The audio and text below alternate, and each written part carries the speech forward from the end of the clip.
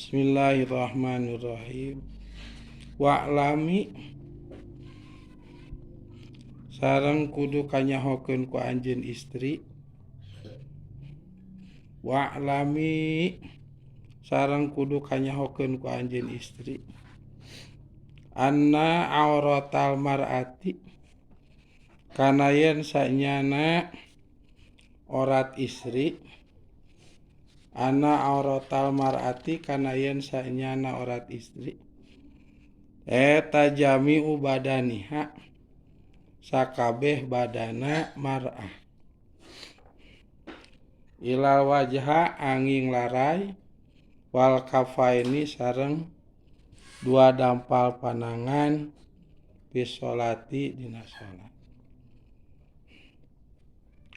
Saur ulama maparinan uninga nya wabil khusus ka istri umumna ka kaumul muslimin priyogi dikanyahokeun bahwa orat istri benten jeung orat pamegat.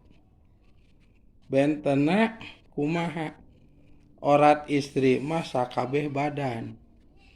Itu tiluhur sausap rambut orat tah. Kahandap sausap dampal sami orat. Tah terkecuali larai jeung dua dampal panangan. Gitu.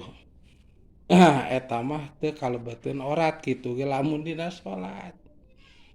Gitu, kitu ge lamun dina salat. Janten dina salat ku sabab aya anggahota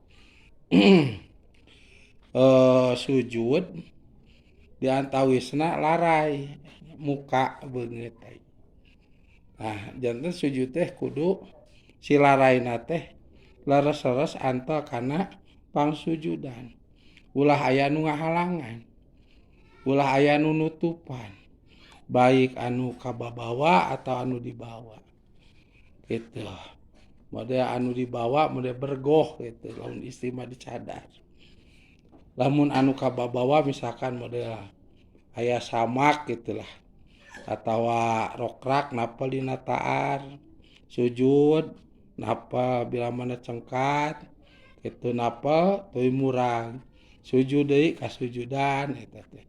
Kababawa. Tah anu dibawa jeung anu kababawa ge dina salat teu kengeng aya dina larai teh. Kusabab kitu larai istri dina salat kudu terbuka. Ya, kudu terbuka tapi awas. Perkawis orat anu disebat rambut wajib ditutupan. Mata netepan teh ati kedah ngociput. Ayeuna mah zaman modernnya aya ciput anu nyepot geuningan. Naon disebatna teh? Eta ngawa eta heula. Nya ulah ujug-ujug mukena. Eta heula ciput heula. Tas mukena. Bari ciputna ge nu ngahalangan kasadayana rambut ati. Nya ulah hungkul payun tapi luhur teu katutupan. Atau gigir teu katutupan teu kengeng. Janten ti kawit payun ka luhur, ka pengker, ka gigir, ka tukence kedah katutupan. Ku ciput eta.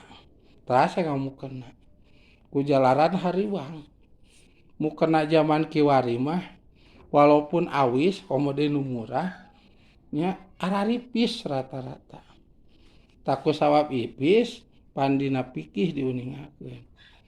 Ulah katempo warna kulit termasuk rambut. Gitu, sabab orat warna kulit komodera nya termasuk rambut teh katingal. Tara mukenana ipis babah rambut teh pasti ngageleng ti. Warna hideungna rambut katingal ngageleng. Tah ku sakitu teh sah.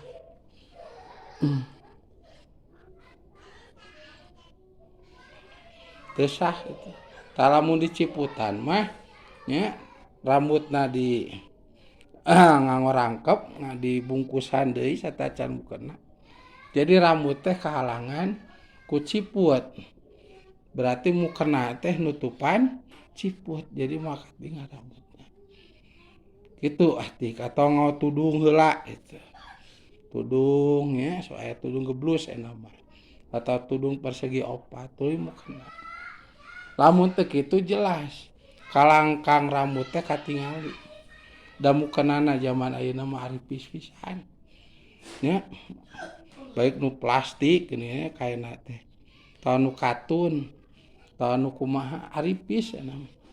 Jadi lamun teu dirangkep teh mode rambut geus katinggal termasuk badan lamun teu diacuk teu dirangkep ka handap teu dilancingan tau disinyang tos kataringang itu ila wajha wa kapaeni fi sholati. Nah itu dina salat mah terus dampa panangan anu kaeng dibuka teh tah kumaha tonggong pananganana tah ieu tonggong teh ieu dampal ieu tonggong tah anu kaeng dibuka teh kapaen dua dampalna berarti ieu da kusab ieu kalebetkeun kana anggota sujud anu wajib antel tuh itu berarti itu ulah kalangkuna naon model ku sarung tangan ku kaos kaki teu kenging alias kudu terbuka kumaha ari tonggong panangan tah ieu tonggong panangan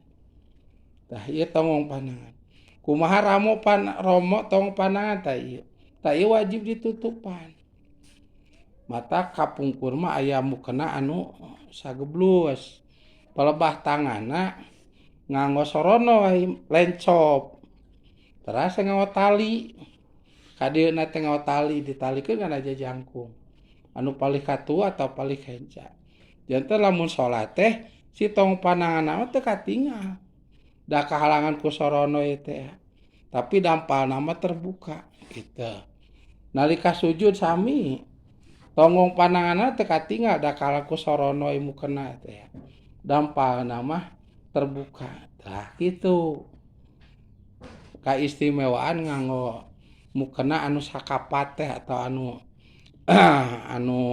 sapangadeg teh atanapi sageblus teh rata-rata nganggo tangan nya si mukena na teh kanan kiri terus pelebah pananganana aya soronoy jang tonggong panangan terus nganggo tali supaya ulah kabenyang kitu nyingsat jadi anger aya nah berarti tonggong panangan teh katutupan tah gitu benten jeung anu sapotong